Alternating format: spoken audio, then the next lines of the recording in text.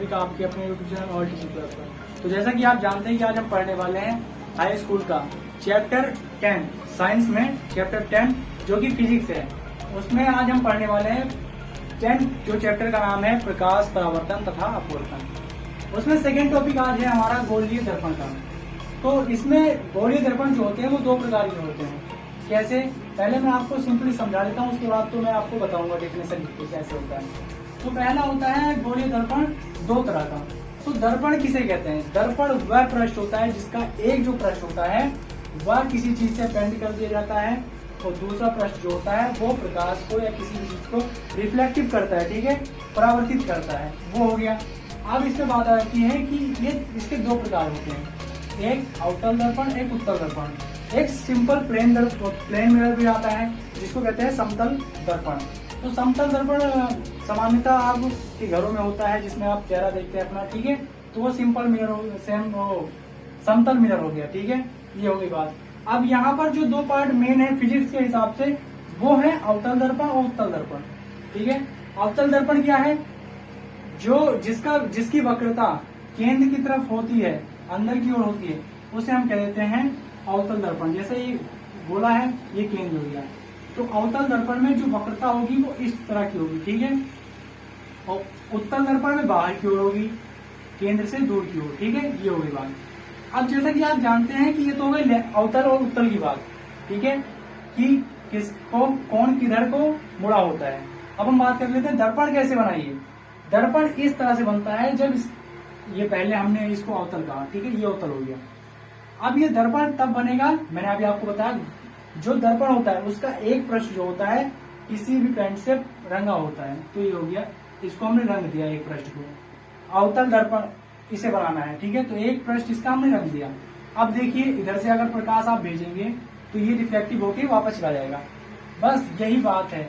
अवतल दर्पण में क्या होता है, जब एक पृष्ठ हम रंग देते हैं तो इसमें प्रकाश रिफ्लेक्टिव होने लगता है, परावर्तित होने लगता है, इसे ही कहते हैं अवतल दर्पण, ठीक है। क्यों? क्योंकि वो अब हमने इसका अवतल लिया, उसके बाद एक पृष्ठ इसका रंग दिया, अब वो रिफ्लेक्टिव कर रहा है, तो वो अब बन गया है अवतल दर्पण, ठीक है, अवतल दर्पण बन गया है। अब बात हो जाती है उत्तल दर्पण की। तो उत्तल दर्पण की अगर बात करें तो उत्तल दर्पण इस तरह का होता है, ठीक है। अब इसमें क्या करते हैं हम, इसमें केंद्र से बाहर की ओर बनता है, तो हम क्या करेंगे, इसके अंदर वाला भाग पेंट कर देंगे, तो अब ये उत्तल से उत्तल दर्पण बन गया। क्यों? क्योंकि इसका हमने एक पृष्ठ पेंट कर दिया। अब यहाँ देखेंगे आप, प्रकाश जब जाएगा तो रिफ्लेक्टिव होके बाहर की ओर चला जाएगा।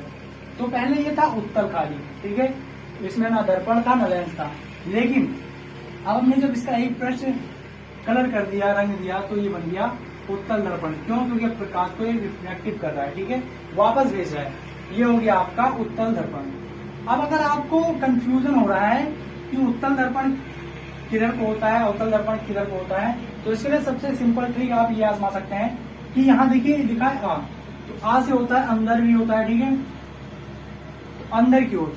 तो आपको ये याद कर लेना है कि केंद्र की ओर जिसकी वक्रता होगी वो हो जाएगा आपका अवतल दर्पण, ठीक है, ये हो गई अवतल दर्पण की।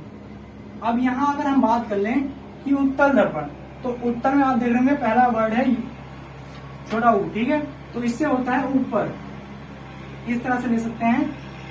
तो आप ये मान सकते हैं कि अगर ये गोला है, इसका केंद्र है, तो केंद्र से बाहर की ओर इसकी वक्रता होगी, इस तरह से मान सकते हैं, ठीक है।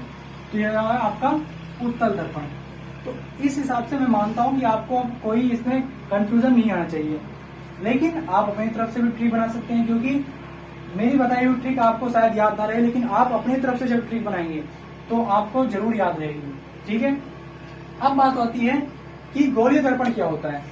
गोलीय दर्पण सिंपल सी बात है, अभी मैंने आपको बताया जिसका एक पृष्ठ पेंट होता है वही होता है दर्पण, और गोलीय हो जाता है तो वो गोला होगा। तो अब हम यहाँ बात कर लेते हैं, ऐसा दर्पण जिसका परावर्तक पृष्ठ गोलीय होता है, ठीक है, जो गोला होता है, और उसके बाद में उसका जो परावर्तक पृष्ठ वही होता है जो एक पृष्ठ जिसका कलर कर दो तो वो रिफ्लेक्टिव करता है, परावर्तक रिफ्लेक्टिव होता है, ठीक है। तो यही है गोलीय दर्पण कहलाता है। अब मिरर हुज रिफ्लेक्टिव, परावर्तक reflective surface are spherical are called spherical mirrors. ठीक है, ये आ गया आपका इंग्लिश में। तो ये हो गई आपकी डेफिनेशन हिंदी इंग्लिश दोनों में। अब हम बात कर लेते हैं इसके भाग कितने होते हैं। तो मैंने अभी आपको समझाते हुए बताया था इसके 2 भाग होते हैं, सामान्यतः 3 भी कह देते हैं, लेकिन साइंस में जो प्लेन मिरर होता है, समतल मिरर होता है, उसका कोई ज्यादा यूज नहीं है, तो इसलिए हम 2 इसके भाग मानते हैं, एक अवतल दर्पण, एक उत्तल दर्पण। तो ये हो गया गोलीय दर्पण के 2 भाग होते हैं। आई स्पेरिकल मिरर हैज 2 पार्ट। ठीक है, ये हो गया। अब आपका ये आ गया कि अवतल दर्पण और उत्तल दर्पण, ये तो मैंने आपको बता दिया, समझा दिया कि कैसे होता है, लेकिन इसको इंग्लिश में क्या बोलते हैं, हिंदी में क्या बोलते हैं, ये आपके सामने है। अवतल दर्पण को क्या कहते हैं, कॉनकेव मिरर। ठीक है, अगर यहाँ लेंस होता तो इसको लेंस कह देते बस, और कुछ चेंज नहीं होता है।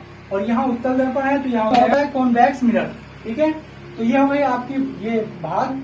अब इसका जो है डेफिनेशन हम आगे भाग में दिखाएंगे, पहले इसको नोट कर लीजिए, इसके बाद हम आगे चलते हैं। नोट कर लीजिए। चलिए फ्रेंड्स, अब हम बात करते हैं अवतल दर्पण और उत्तल दर्पण की डेफिनेशन क्या होती है।